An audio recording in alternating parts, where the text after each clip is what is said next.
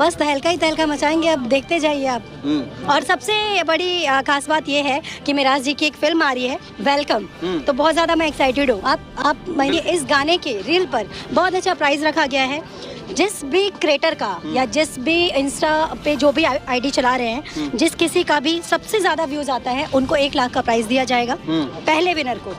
हाँ, जो उससे कम है उसको 75,000 और जो उससे कम है 50,000।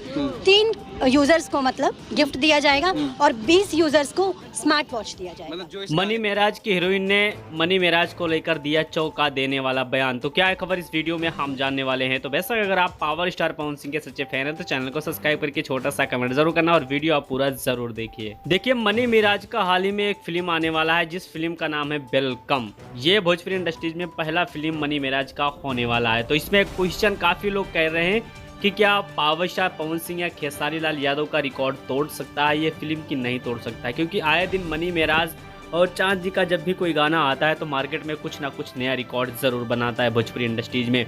लेकिन यहाँ पर जो सबसे बड़ी बात निकल के आ रही है कि पावर स्टार पवन सिंह और खेसारी लाल यादव का रिकॉर्ड अभी तक देखा जाए तो मनी मेराज नहीं तोड़ पाए हैं। लेकिन वहीं पर सबसे इम्पोर्टेंट बात निकल रहा है कि मनी मेराज की जो पहले फिल्म आ रही है वेलकम, वो फिल्म क्या एक नया इतिहास रच पाएगी भोजपुरी इंडस्ट्रीज में कि नहीं, आप लोग कमेंट बॉक्स में कमेंट करके ज़रूर बताइए।